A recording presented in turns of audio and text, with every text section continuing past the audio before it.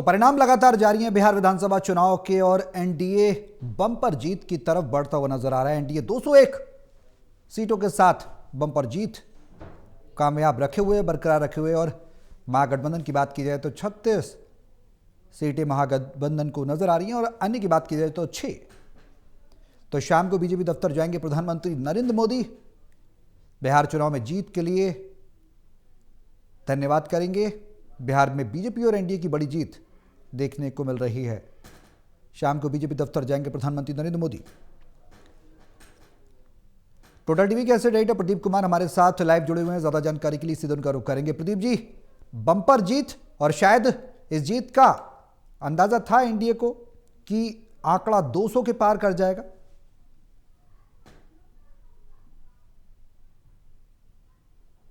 60 plus के दावे किए गए थे, 150 प्लस के दावे किए गए थे, बहुमत मिलेगा स्पष्ट तौर पर ये दावे किए गए थे।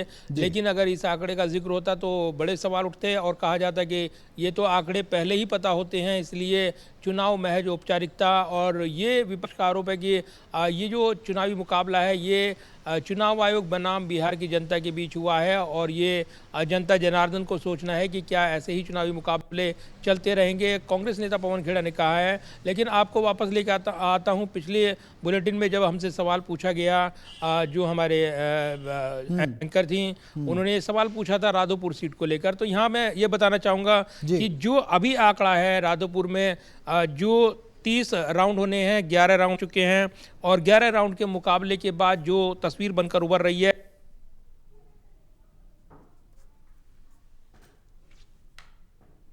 29 वोट। प्रदीप जी, आवाज आपकी क्लियर नहीं आ रही है, ब्रेक हो रही है बार बार।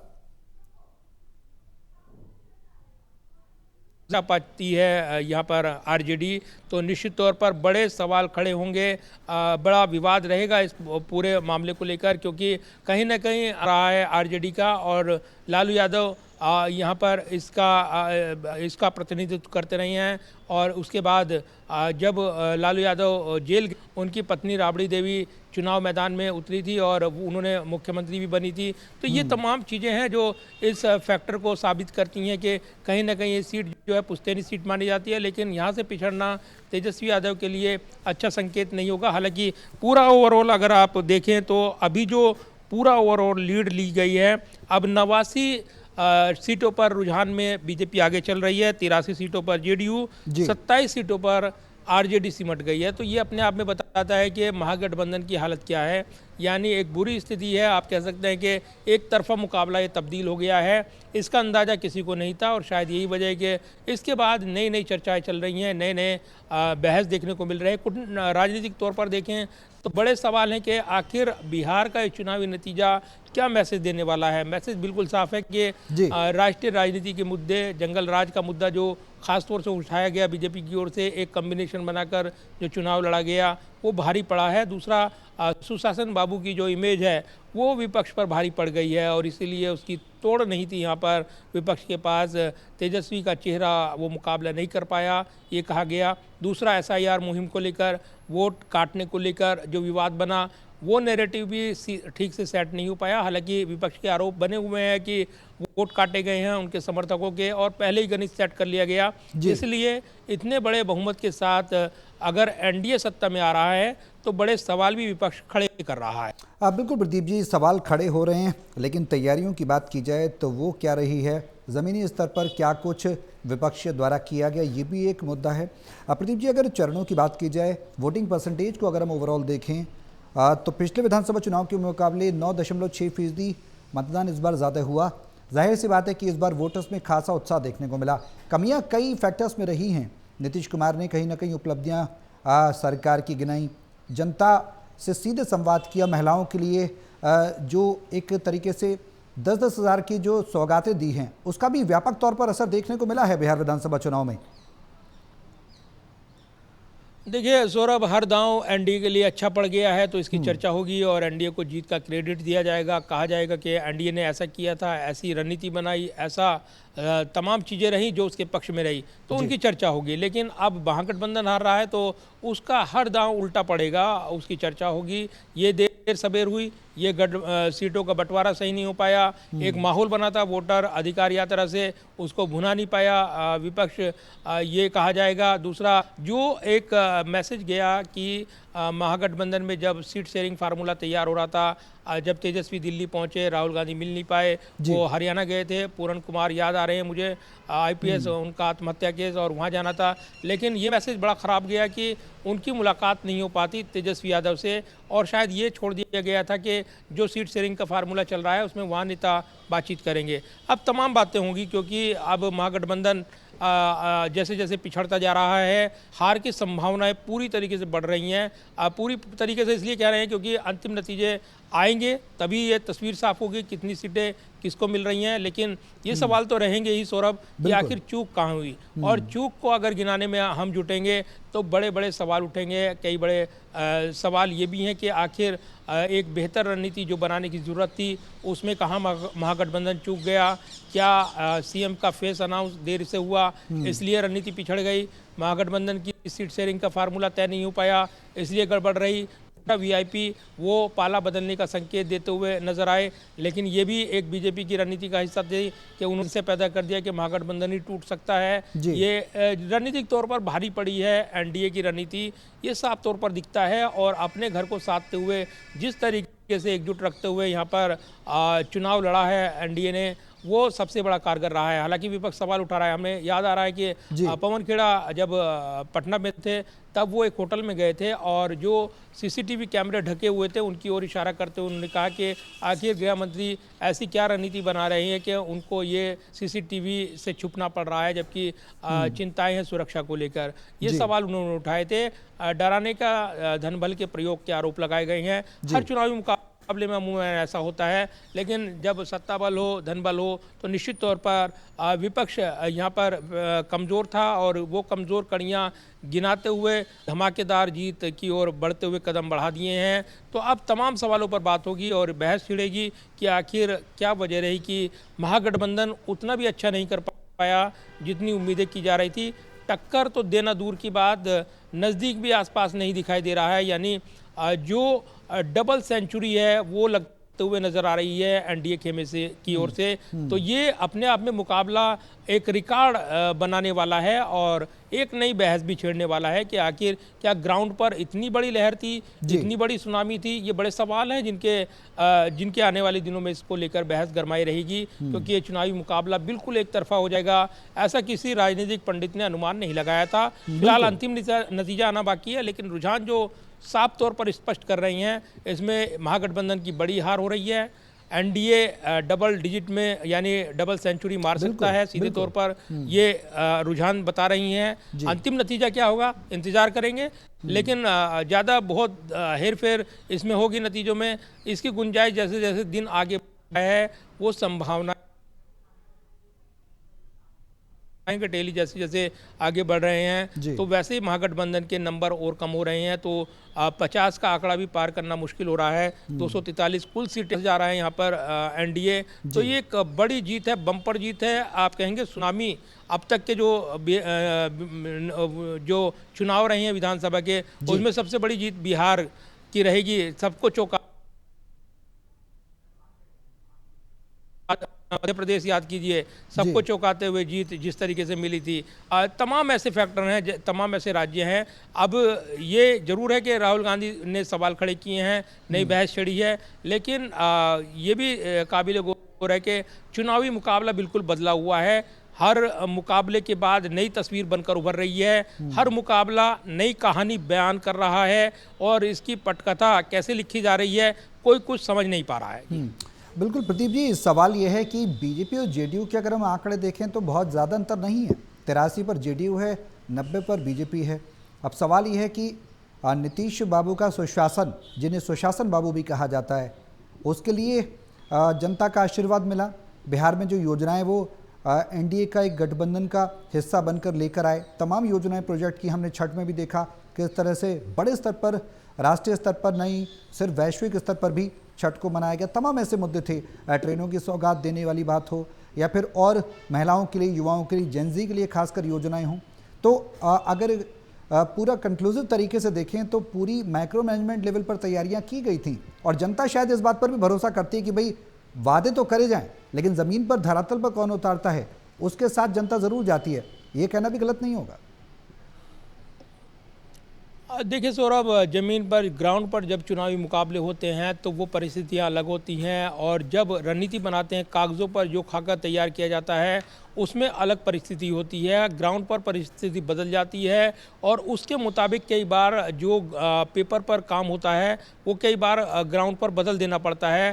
उसमें महारत रखती है बीजेपी। दूसरी पार्टियाँ हैं जो उन्होंने तय कर लिया वही ग्राउंड पर इम्प्लीमेंट करेंगे, परिस्थिति चाहे जो भी हो वो उस पर अड़े रहते हैं और चुनावी परिणाम उलट आते हैं। तो ऐसी परिस्थितियों में जब आज चुनावी मुकाबला बदल चुका है, हर चीज़ माइक्रो मैनेजमेंट है, जरा सा ही भनक लगती है बीजेपी अपनी रणनीति बदल देती है, ग्राउंड पर अपने माइक्रो मैनेजमेंट को दुरुस्त कर लेती है। जैसे ही ये खबरें आई कि एनडीए में सब कुछ ठीक नहीं है, महागठबंधन सीट शेयरिंग का फार्मूला तय नहीं हो रहा, हमें याद है जब वो मीटिंग कवर कर रहे थे हम, जब जेपी नड्डा की आवास पर बैठक बुलाई गई थी तब बड़ी चर्चाएं चल रही थी कि महागठबंधन में सब कुछ ठीक नहीं है, सीट शेयरिंग के फार्मूले पर विवाद होगा, लेकिन सबको बुलाया गया। उसके बाद चीज़ें सुलझने लगी और उसके बाद गृह मंत्री अमित शाह एक्शन मोड में आ गए और उन्होंने जो सुलह सफाई का फार्मूला तैयार किया उसके बाद चीज़ें सॉर्ट आउट होती चली गई। क्योंकि आप कितनी जल्दी अपने मुद्दों को दुरुस्त करते हैं, अपने घर को संभालते हैं, ये कमोबेश हर चुनावी मुकाबले पर निर्भर करता है। और उसमें एनडीए का माइक्रो मैनेजमेंट यानी बीजेपी का, खास तौर से वो बड़ी पार्टी हैं, इसलिए कुछ सीटों पर समझौता भी करना पड़ा, लेकिन एकजुट रखा एनडीए को। और वो भाप गए थे कि नीतीश के साथ चुनाव मिलकर लड़ना, एकजुटता के साथ लड़ना बहुत ज़रूरी है, और इसलिए नीतीश कुमार और चिराग पासवान के जो तल्ख संबंध थे उनको भी सुलझाने की भूमिका बीजेपी ने निभाई। उनका जो मिलन यहाँ पर आप कह सकते हैं राजनीतिक तौर पर जो खींचातानी थी वो दूर किया, और एक तस्वीर भी सामने आई जब नीतीश कुमार चिराग पासवान से मिलने जाते हैं, मुलाकात करते हैं, और ये तस्वीर जो है बिहार की राजनीति में बड़ा मैसेज देती नजर आई। लेकिन दो रैलियों को छोड़ दे शुरुआत को महागठबंधन के, उसके बाद महागठबंधन में सब कुछ ठीक है ऐसा मैसेज नहीं गया। वोटर अधिकार यात्रा में जो माहौल बना था वो नहीं बुना पाए। तमाम ऐसे फैक्टर हैं जो इसके बाद बहस के मुद्दे बनेंगे, क्योंकि अब जो नतीजे आते नजर आ रही हैं वो सबको चौंका रही हैं, नई बहस छेड़ रही हैं, नए सवाल खड़े कर रही हैं, और इसके साथ ही राजनीतिक पंडितों को हैरान कर रहे हैं कि आखिर इतने बड़े पैमाने पर एनडीए की जीत होगी इसका अनुमान कोई क्यों नहीं लगा पाया। क्योंकि तमाम एग्जिट पोल अपने दावे करेंगे हमने सरकार बनेगी, ये पहले कह दिया था, लेकिन इतने बड़े आंकड़े आएंगे ये तो किसी ने नहीं कहा था। ये आंकड़े इतने बड़े मतलब आप कह सकते हैं कि प्रचंड लहर, इतनी बड़ी जबरदस्त लहर है, ये अनुमान तो नहीं लगाया गया था। तो ये तमाम चीजें हैं जो बहस का विषय है और इसको लेकर निश्चित तौर पर बहस छिड़ेगी। प्रधानमंत्री के संबोधन पर नजरें रहेंगी, जीत के बाद क्या वो अपनी बात रखते हैं, क्योंकि अमूमन जिस राज्य में जीत हासिल होती है अब एनडीए की सरकार बनेगी नतीजों के बाद ये लगता है, और कितने नंबर आएंगे बड़े सवाल हैं। लेकिन 6 बजे जब प्रधानमंत्री रूबरू होंगे कार्यकर्ताओं से और इस जीत के बाद, तो नया जोश, नई उमंग और नया विजन पेश करते हुए प्रधानमंत्री नजर आएंगे, और इसी के साथ महागठबंधन पर एक बड़ा राजनीतिक हमला भी वो बोलेंगे, और इसी के साथ जो अब मुद्दे रहे हैं इस चुनाव में उनको भी एक बार से याद दिलाएंगे, गिनाएंगे, ऐसा लगता है। तो ये तमाम चीज़ें जो अब बिहार के इस चुनावी मुकाबले में असर डालती नजर आई हैं, लिहाजा एक नई बहस है, इसकी उम्मीद नहीं थी। एक बार फिर लौटता हूँ, देखता हूँ कि आखिर अभी टेली क्या बता रही है सौरभ, एक सेकंड के लिए, क्योंकि ये जानना जरूरी है कि जो जैसे जैसे हम देखिए बदल गया ना आंकड़ा, 92 हो गया, बीजेपी 92 पहुंच गई और जेडीयू 80 यानी 80, आरजेडी 27, 27।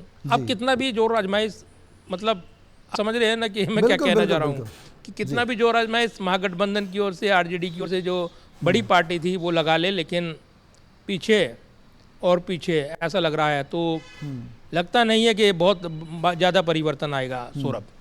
प्रदीप जी, बेहद अहम बात है, वो अहम बात भी है, दिलचस्प भी है कि इस बार बिहार में सीएम फेस कौन होगा, इसको लेकर भी बड़ा सवाल खड़े हो रहे हैं। महाराष्ट्र में हमने देखा जिस तरह से बीजेपी ने कमबैक किया, रोल आउट किया पूरी तरह से, उसके बाद सीएम फेस को एकनाथ शिंदे के बाद देवेंद्र फडणवीस को दे दिया गया। जग जाहिर है नीतीश कुमार की जिस तरह से उम्र भी बढ़ रही है, हालांकि जेडीयू बड़ी पार्टी बनकर तो नहीं उभर पा रही, जो अब परिणाम और रुझान बता रहे हैं, लेकिन अब इस पर भी संशय बरकरार होने वाला है कि बीजेपी क्या प्रोजेक्ट करने जा रही है।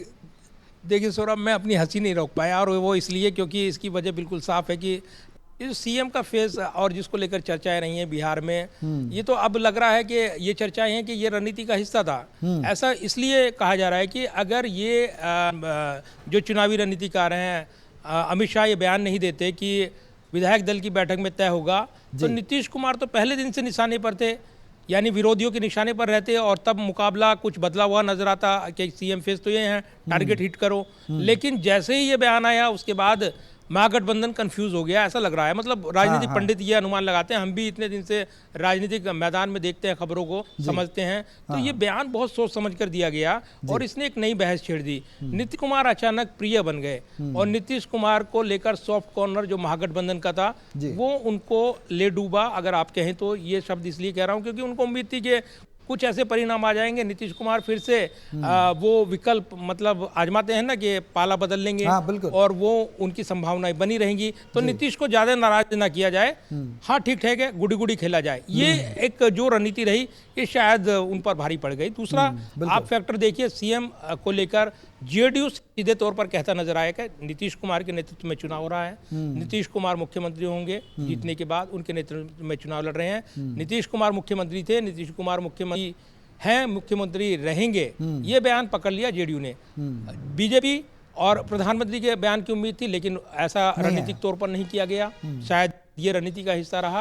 और नीतीश कुमार को सॉफ्ट कॉर्नर बनाते हुए जिस तरीके से विपक्ष ये एक धीमी पारी खेलता हुआ नजर आया, वो शायद उसके लिए अच्छी नहीं रही। अगर वो आक्रामक होकर प्रचार करता और नीतीश के कुशासन या भ्रष्टाचार से जुड़े हुए मुद्दे, उनके शासन से जुड़े हुए मुद्दे उठाता, तो ये एक बेदाग जो राजनीतिक तौर पर नीतीश कुमार का चेहरा बना रहा, वो शायद सीधे तौर पर एक ऐसी बीजेपी के पक्ष में रहा कि वो एक अच्छा जनादेश लेकर आ रही हैं। दूसरा बड़ी बहस रहेगी अब वोट में हेराफेरी या वोट चोरी जो मुद्दे बनाए गए हैं वो कितना सरदार रहे। एसआईआर का मुद्दा रहा है, इसको लेकर एक बड़ी बहस रही है, इस पर व्यापक चर्चाएं हो रही है। अब जो दिख रहा है उसकी बात की जाएगी। तो जीत तो एनडीए रहा है, अब कैसे जीत रहा है ये बड़े सवाल हैं, ये जांच के विषय है। ये इस पर हम और आप बहस नहीं कर सकते कि इसके पीछे क्या वजह है, इसके पीछे क्या लॉजिक है। जब राजनीतिक विरोधी ये समझ नहीं पा रहे हैं कि आखिर चल क्या रहा है, तो फिर इस पर क्या बहस की जाए, क्योंकि संसाधन उनके पास भी होते हैं, लेकिन जब आप सत्ता में होते हैं, मशीनरी आपके पास होती है, आपके पास सब कुछ संसाधन होते हैं, तब आप निश्चित तौर पर पावरफुल होते हैं। आपको यही करनी है राजनीतिक तौर पर। अगर आप विरोधी हैं तो आप 2 कदम अपने विरोधियों से आगे हों, अगर 2 कदम पीछे होंगे तो निश्चित तौर पर और पीछे जाएंगे। ठीक आज की राजनीति में ये हो रहा है। अगर आज सत्ता में जो लोग हैं वो 4 कदम आगे हैं तो आप उनसे 4 कदम पीछे हैं। अगर आपको अपने आप को बदलना है तो हम आगे रहना पड़ेगा, अगर आपको उनको हराना है। और ये जरूरी है कि आप हर चीज में अपने आप को, अपने घर को दुरुस्त करें, अपनी कमियों को ढूंढने को दूर करें, उसका मंथन होता नहीं। और आप कहते हैं पहले ईवीएम की चर्चा होती थी, लेकिन अब होती है वोट हेराफेरी की।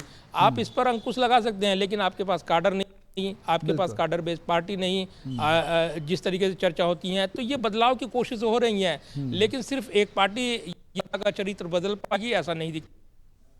मेरी जो सोच है वो राजनीतिक सोच ये कहती है कि इसके लिए बहुत परिश्रम की जरूरत होगी। इंडिया ब्लॉक जो एकजुट हुआ था, अब बिहार में जो है उसमें बिखराव पैदा करेगी, और ये बिखराव जो है अच्छा नहीं होगा। लोकतांत्रिक प्रक्रिया में विपक्ष का मजबूत रहना ज़रूरी है। और अगर हम ये देखें इसको इस नज़रिए से कि एक राज्य में हाँ जीत हो गई, लेकिन लोकतंत्र तभी जिंदा रहता है अगर उसमें विपक्ष की भूमिका भी हो। अगर विपक्ष इतना कमज़ोर हो जाएगा कि वो जनता की बात ना कर सके या मुद्दे ना उठा सके, तो फिर तो बहुत मुश्किल हो जाएगा अपनी बात कहना, क्योंकि तब एक पक्ष ज़्यादा ताकतवर रहेगा और सिर्फ वो अपने मनमाने फैसले करेगा। तो ऐसे में बिहार का जनादेश निश्चित तौर पर सोचने के लिए मजबूर करता है। सौरभ। बिल्कुल प्रदीप जी, अब जिस तरह से हम विपक्ष की ही बात कर रहे हैं, विपक्ष की मौजूदा स्थिति की बात कर रहे हैं, आरजेडी राघोपुर सबसे ज़्यादा चर्चा में रहने वाली सीट है। आने वाले समय में लालू की विरासत का क्या होने वाला है, मौजूदा स्थिति का आकलन किया जाए तो क्या कुछ नज़र आता है। तेजस्वी यादव के हाथ में कमान तो दी गई, मुख्यमंत्री फेस भी प्रोजेक्ट किया गया महागठबंधन का, लेकिन बावजूद उसके वो खरे नहीं उतरते नज़र आ रहे हैं। जो परिणाम कह रहे हैं वो तो यही बता रहे हैं। देखिए, महत्वपूर्ण सवाल है सौरभ। मैं राघोपुर को फिर से ढूंढ रहा हूँ एक बार फिर से, क्योंकि ताज़ा अपडेट क्या है, लेकिन ऐसा लगता है क्योंकि इतनी जल्दी भरपाई नहीं होगी जो पिछड़े हुए हैं तेजस्वी यादव। अगर चुनाव हार गए, अगर चुनाव हार गए सौरभ, तो जी। तय मानिए कि ये बड़ा सेटबैक होगा लालू फैमिली के लिए, और उनके लिए अपनी राजनीतिक विरासत बचा पाना बेहद मुश्किल भरा होगा। जबकि पारिवारिक विवाद, तेज प्रताप यादव अलग चुनाव लड़े, वो भी महुआ से चुनाव हार नहीं है, वो भी जीत नहीं रहे, तो ये एक बड़ा सेटबैक रहेगा। क्योंकि बड़ी पार्टी तो आरजेडी थी और वो अपना प्रदर्शन दोहरा नहीं पाए। उनके जो समीकरण उन्होंने साधे थे, माई समीकरण उनका रहा है, उसमें बड़ी सेंध लगी है। लेकिन ये सेंध कैसे लगी है, अब ये उसका एनालिसिस करेंगे। देखिए क्या होगा कि इस चुनाव परिणाम के बाद सीट वाइज एनालिसिस होगा, फिर ये आंकड़े आएंगे कि यहाँ हेरा फेरी होगी, यहाँ लोग इतने जुड़ गए, ये पहले क्यों नहीं आ रही चीज़ें। ये बड़े सवाल हैं कि अगर आप मैदान में उतर रहे हैं, ये चीज़ें आती हैं, आप बोलते हैं, ये कहते हैं, विरोधी कहते हैं कि चिल्ला रहे थे लेकिन हमारी बात नहीं सुनी गई। अब विकल्प क्या है, विकल्प ये बड़े सवाल हैं। अब इसका जवाब नहीं मिल सकता अभी सौरभ, क्योंकि चुनावी मुकाबला है। चुनावी मुकाबले में तो आज जीत का जो परचम लहराया वो पार्टी जो जीता वही सिकंदर वाली बात है। तो वो यहाँ पर एनडीए बाजी मार गया है, और सीधे तौर पर जो रुझान आ रहे हैं ये नतीजों में तब्दील होंगे। और इसी के साथ अगर तेजस्वी यादव चुनाव हार गए तो निश्चित तौर पर आप तय मानिए कि एक दमदार आवाज़ जो विपक्षी होनी चाहिए वो आवाज़ सदन में नहीं होगी। और कहीं ना कहीं बिहार के लोकतंत्र के लिहाज से भी ये मैसेज जाएगा कि अच्छा होता कोई विपक्ष का दमदार नेता सदन के अंदर रहे, अपनी बात कहे, भले ही वो कमज़ोर हो। हमने देखा कई दौर की राजनीतिक पटकथा रही हैं, अलग अलग दौर में, अलग अलग राजनीतिक दौर में, अलग अलग राज्यों के हिसाब से, लेकिन बिहार की राजनीति का एक अपना सजग इतिहास रहा है। बिहार का मतदाता काफ़ी जागरूक रहा है। ये अगर उन्होंने जनादेश दिया है, निश्चित तौर पर ये उनका फैसला है। लेकिन अगर इसमें कमोबेशी है या लोगों को ये लगेगा कि इसमें ऐसा नहीं है जैसा जनादेश आ रहा है, तब निश्चित तौर पर सवाल खड़े होंगे और निश्चित तौर पर इस पर बहस रहेगी। जिस तरीके से मुद्दे रहे हैं, इंतजार रहेगा कि आखिरी परिणाम राघोपुर सीट से क्या आता है। तेजस्वी जीतते हैं, हारते हैं। अगर हार गए तो निश्चित तौर पर कैरियर के लिए, उनके लिए राजनीतिक कैरियर के लिए एक बड़ा स्पीड ब्रेक ये रहेगा, ये माना जाएगा। जी बिल्कुल, बेहद अहम बात है ये। आगे चुनाव का जो राजनीतिक सफ़र है वो तेजस्वी का कैसा रहने वाला है। प्रदीप जी, हमने देखा कि अंदरूनी कलह हमने हरियाणा में भी देखा, पार्टी के अंदर हो, पारिवारिक कलह हो, उसका कहीं ना कहीं व्यापक तौर पर असर पड़ता है, पार्टी पर भी, नेतृत्व पर भी, प्रदर्शन पर भी। हरियाणा में हमने देखा कांग्रेस के अंतर्कलह, उसका परिणाम पार्टी के सामने रहा। पार्टी को हार का मुंह देखना पड़ा विधानसभा चुनाव के दौरान, और इसी तरह की स्थिति कमोवेश आरजेडी के साथ बनती नजर आ रही है। बिहार विधानसभा चुनाव से पहले जब तेजस्वी और तेज प्रताप आपस में तलवारें खींचते नजर आए थे कि भाई हम तेज प्रताप का, आपको वो बयान भी मैं आपके संज्ञान में लाना चाहूँगा। आपको पता भी होगा कि उन्होंने एक बात कही थी कि तेजस्वी जब हार जाएंगे तो उन्हें झुंझुना पकड़ाया जाएगा। तो इसका असर कहीं ना कहीं व्यापक तौर पर जनता समझती है, और ये भी जानती है कि अगर ठोस नेतृत्व नहीं होगा, एकजुटता नहीं होगी, तो जाहिर सी बात है प्रदेश को क्या चलाया जाएगा, देश को क्या चलाया जाएगा।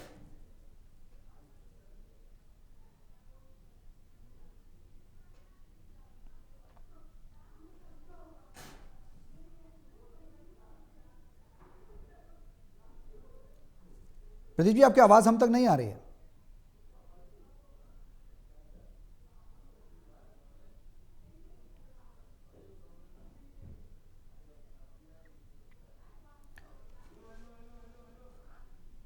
अपने सहयोगी प्रदीप कुमार के पास जाएंगे, लेकिन इस बीच जो दिलचस्प परिणाम परिवर्तित होते नजर आ रहे हैं, एनडीए एक तरीके से जिसे कहा जाए डबल शतक लगाता नजर आ रहा है, और बीजेपी बेहतरीन प्रदर्शन इस बार बिहार में बीजेपी ने किया है, 92 सीटें, और जेडीयू की बात की जाए तो 81 सीटें। एक बड़ा कहीं ना कहीं परिवर्तन पहले शुरुआती रुझानों में देखा गया था। जो सीटें थी उसमें यह देखा गया था कि परिवर्तन की धार कौन देगा, कौन किस पर भारी रहेगा, ये तमाम सवाल थे। हालांकि तेजस्वी ने जिस जोश खरोश के साथ महागठबंधन का परिणाम का आगाज किया, वो कहीं ना कहीं सवाल खड़े करता है। आप तेजस्वी के लेकर तमाम सवाल खड़े होने लगे हैं। जो बागडोर आपको दी है वो आप किस तरह से चला रहे थे? क्या छोटे दलों को साथ नहीं ले पाए? क्या मुस्लिम परस्त छवि ने नुकसान किया? तमाम ऐसे फैक्टर्स हैं। प्रदीप कुमार एस्टेट एडिटर हमारे साथ लगातार बने हुए हैं। प्रदीप जी, वो सवाल जिसका जवाब हम आपसे चाहेंगे कि अब अंदरूनी कलह कहीं ना कहीं व्यापक तौर पर उसका परिणाम भी कहा जा सकता है, प्रभाव पड़ता है व्यापक तौर पर। देखिए सौरभ, और जब हम बात कर रहे थे तो राघोपुर की बात कर रहे थे। अब राघोपुर का आंकड़ा मेरे सामने आ गया है। राघोपुर तेजस्वी यादव जहाँ चुनाव लड़ रहे हैं, 11 राउंड हो चुके हैं, 30 राउंड तक मुकाबला, और तेजस्वी यादव पिछड़े हुए हैं, 4,829 वोटों से पीछे चल रहे हैं बीजेपी उम्मीदवार सतीश कुमार के मुकाबले। तो तीसरे नंबर पर जन स्वराज पार्टी है। लेकिन तेजस्वी यादव का पिछड़ना, और अगर वो हारते हैं तो एक नई बहस छिड़ेगा, इस पर जिक्र हो चुका है। दूसरा सौरभ, जिस तरीके से इस बिहार के चुनावी मुकाबले में जो एक नई पटकथा यहाँ पर नजर आई है, लिखी गई है, ये कि इस चुनावी मुकाबले में महागठबंधन से चूक कहाँ हुई, ये सवाल उठेंगे इस चुनावी हार के बाद। हालांकि ये कांग्रेस ने कह दिया कि ये बिहार की जनता बनाम चुनाव आयोग की लड़ाई है, यानी चुनाव आयोग इसके लिए जिम्मेदार है, SIR और अन्य प्रक्रिया। आपने सवाल उठाए और उसके बाद ये एक बहस का विषय बने। पिछले सत्र में संसद के हमने देखा कि इस पर एक जुट विपक्ष रहा, ये मुद्दे उठाते नजर आया। लेकिन अब जो ये बिहार की जीत है, इसके बाद NDA नेताओं की निगाहें बंगाल पर है। बंगाल अगला टारगेट होगा, और SIR प्रक्रिया कई राज्यों में शुरू हो चुकी है। तो क्या वहाँ पर भी उसी तर्ज पर ये तमाम चीज़ें देखने को मिलेगी, ये कहा जा रहा है। लेकिन NDA कहता है कि घुसपैठियों के वोट कट रहे हैं, और वो बार बार ये दिलाते हैं कि घुसपैठियों को क्या वोट देने का अधिकार मिलना चाहिए। अगर घुसपैठिए थे और उनके वोट बने तो उसके लिए जिम्मेदारी भी तय होनी चाहिए, ये विपक्ष कहता है। विपक्ष ये भी कहता है कि घुसपैठिए अगर हैं तो जवाबदेही किसकी है, अगर वो घुसपैठिए आकर अपना वोट बनवा लेते हैं या उसमें तब्दील कर लेते हैं, सत्ता में भागीदारी करते हैं। तमाम ऐसे सवाल हैं जो इससे एक नई बहस छेड़ते हैं। फिलहाल तो सौरभ, जनादेश जिस तरीके से आगे बढ़ रहा है बिहार का, वो निश्चित तौर पर एक बड़ी जीत की ओर NDA की, यानी डबल डिजिट, डबल सेंचुरी, उसकी ओर इशारा कर रहा है। जैसे जैसे आंकड़े बढ़ेंगे, जैसे जैसे नतीजों में तब्दील होंगे, उसके बाद इस पर चर्चा होगी। लेकिन निश्चित तौर पर बिहार में एक बड़ा यहाँ पर जनादेश मिलने जा रहा है NDA को, और महागठबंधन निश्चित तौर पर कोसों पीछे चल रहा है, ये कहा जा सकता है। बिल्कुल प्रदीप जी, मैं लौटूंगा आपके पास, लेकिन इस बीच जो जनादेश है वो कहीं ना कहीं NDA को गदगद करता नजर आ रहा है।